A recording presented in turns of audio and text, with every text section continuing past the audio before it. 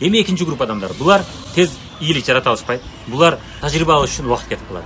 Булар көп нерсеге үйрөнүш үчүн да убакыт кетет. Жана өзүнө ишениш үчүн, жада калса өзүнө ишениш үчүн, бул бизнеске ишениш үчүн дагы кандайдыр бир убакыт талап кылынат. Ошол себептен сиз тез өспөй атсаңыз, балким өзүңүзгө суроо бериңиз. Балким сиз ошолордун бирисиз. Тез өспөй атсаңыз, балким сизде буга ошон тажрыйба жок. Элестетели булар кимдер? Биринчилер булар окууну жаңы эле бүткөндөр, же азыркы учурда студент болуп окуп аткандар. Жана жөн гана окууга барып келип жүргөн адамдар. Жөн гана окуп койгон да. Активист болгон эмес, уюштуруучу иштерине барган эмес. Кандай бир Саев деген уюмдар бар. Мисалы үчүн ишкерчилик боюнча Саев деген уюмдар бар. Дебат кружоктор бар. Элдин астына чыгып сүйлөй билүү, өзүңдүн оюңду айта билүү, өзүңдүн оюңду жеткире билүү, өзүң бирөөнүн оюн угуп ага жооп кайтара билүү. Ошол уюмдарга катышпаган болсоңуз, элдин астына чыгып тынбай сүйлөп турган эмес болсоңуз, уюштуруу иштеринде жок болсоңуз, староста болсоңуз, анда сиз мына кеч натыйжа жасагандардын арасына киресиз. Бирок андай болсоңуз эч убакта кайгырбаңыз. Сиз башка тармакка барсаңыз эле, сиздин тажрыйбаңыз жок, тажрыйба алышыңыз керек болот, ага убакыт керек болот. Башка жерде деле. Ал эми эгерде сиз студент болуп жүрүп дароо бизнес ачсаңыз, анда тем более сиз банкрот болууга көп сизде шанс бар. 90% учурда сиз банкрот болот элеңиз. Эмнеге? Сизде адамдар менен сүйлөшө билүү жөндөмү жок, адамдарды уюштура билүү жөндөмү жок, акча менен иштей билүү жөндөмү жок, сата билүү деген жөндөмү жок. Айталы проблемаларды, кыйынчылыктарды чече билүү, ар ким менен тил табыша билүү, кимдир бирөө менен сүйлөшө билүү, мисалы үчүн органдар келсе, текшерүүлөр келсе, алар менен сүйлөшө билүү деген сизде жөндөм жок. Ошон үчүн сиз банкрот болушуңуз мүмкүн эле ал жерде делечи. Бирок салыштырмалуу сиз тармактык маркетингге келдиңиз, тармактык маркетингде сиз кантип аренда төлөйм дебейсиз. Тобокел кылып 500 миң, 300 миң акча киргизген жоксуз. Органдар келип сизди текшербейт.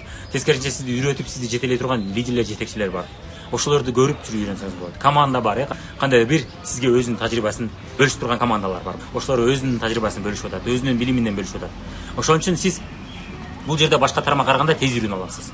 Эгерде сиз албетте үйрөнгөнгүңүз келсе. Жана ошондой эле сиз студент кезиңизде эч кандай ийгилик жөнүндө китептерди окуган эмес болсоңуз, акча темасында Кийосаки деген, Асель Сыдыкова деген, ушул сыяктуу ийгилик темасында, акча темасында, бизнес темасында көптөгөн сабактарга, семинарларга, китептерди окубаган болсоңуз, катышпаган болсоңуз, анда албетте сиз өзүңүздүн үстүңүздөн иштөөгө көп убакыт кетет. Өзүңүздүн үстүңүздөн тынбай иштешиңиз керек болот.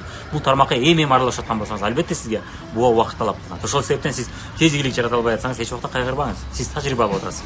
Башка жерде эле тажрыйба алмак элеңиз. Кийинки группадагы адамдар бул ким? Булар дагы кеч натыйжа жасайт, кеч ийгилик жасашат. Бул кимдер? Өмүр бою бирөөнүн колуна иштеп, айлык ачтыган адамдар. Бирөөнүн айтканын кылып, бирөөнүн айтканы менен жашап, айтканы менен туруп, бирөөнүн айткан айлыгын алып, өзүнүн үстүнөн иштеш, кереги жок иштерди иштеп жүргөн адамдар. Көптөгөн китептерди окуш керек болгон эмес, университетте үйрөнгөн гана планка менен жүргөн адамдар. Булар да кеч ийгилик жаратышат. Эмнеге дегенде алар өзүнүн үстүнөн иштеп көнгөн эмес, көптөгөн ийгилик темасында китептерди окуган эмес, өзүнө көп ишене бербейт. Жана бирөөнүн айтканын гана кылып иштеген да. Өзүнүн алдына максат коюп, өзүн өзү башкара билишке үйрөнгөн эмес.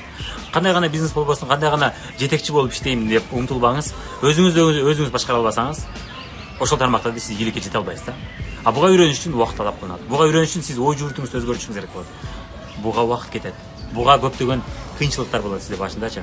Сиз башында айлык ачтап көнүп калган болсоңуз эмне болот? Проблемалардан качасыз, кыйынчылыктан качасыз, жоопкерчиликтен качасыз. Эң кыйынычы адамдарды каттап коесуз, мен үйрөтө албайм, мен үйрөтө албайм, сиз өзүңүз айтыңыз деп жоопкерчиликтен кача баштайсыз.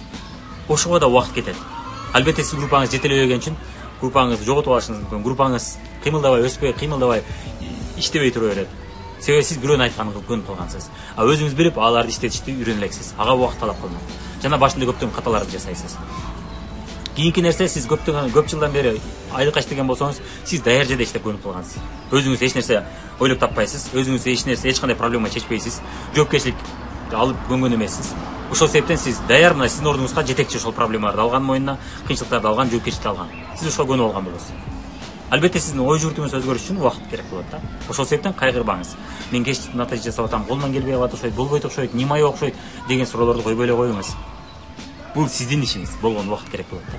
Эгер сиз чындап өзүңүздүн жашооңуздун кожоюну болгуңуз келсе, өзүңүз каалаган акчага коюп, максат коюп ошого жеткиңиз келсе, 50 миңге жетким келет дедиңизби, ошого умтулуп жеткиңиз келсе, жашооңуз башкача өзгөрүшсүн десеңиз, башкача жашоодо жашагыңыз келсе, чет өлкөлөргө саякаттарга чыккыңыз келсе, лидер болгуңуз келсе, көптөгөн адамдарга үлгү болгуңуз келсе, көптөгөн адамдар сизди тамшанып, "Вай, кандай сонун жашайт" деген жашоодо жашагыңыз келсе, албетте буга сиз көп менет жасашыңыз керек болот. Албетте аны үчүн сиз ой жууртуңузду өзгөртүшүңүз керек болот. Албетте сиз жоопкерчилик ала башташыңыз керек болот. Албетте сиз көптөгөн кыйынчылыктардан, проблемалардан качпай, тескерисинче ошолорду чечишиңиз керек болот. Албетте сиз көп нерсеге башкача көз караш менен карашыңыз керек болот. Буга убакыт талап кылынат.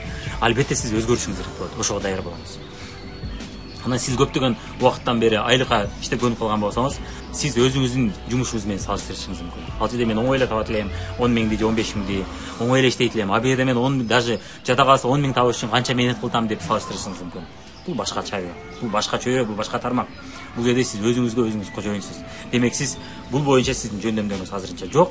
Азырынча бул боюнча тажрыйбаңыз жок. Тажрыйба алыңыз, жөндөмдөрүңүздү өстүрүңүз. Албетте сиз 10 миңди эртең убага келет жөн эле ойноп эле таап койгон болосуз. 50 миңди да жөн эле ойноп эле таап аткан болосуз. Бирок ал үчүн сиз өзгөрүшүңүз керек болот. Ал үчүн сиз көп нерсени өзгөртүшүңүз керек болот. Көз карашты, жөндөмдөрүңүздү өстүрүшүңүз керек болот. Өзүңүзгө өзүңүз ишеним күчөтүш керек болот. Бизнес жасашыңызга ишеним көбөйүш керек болот. Деги эле бизнестерди жасашыңызга көзүңүз жетиш керек болот. Ага убакыт керек болот да. Ошол себептен сиз өзүңүздү өтө эле катуусундап, мен колуман келбей калат окшойт деп өтө эле катуу талап кылбаңыз башында өзүңүздөн. Бирок сиз канчалык тез убакытта өздөштүрсөңүз ушул нерселерди, канчалык тез кааласаңыз жетишти, ошончолук тез сизде натыйжа ийгиликтер боло баштайт.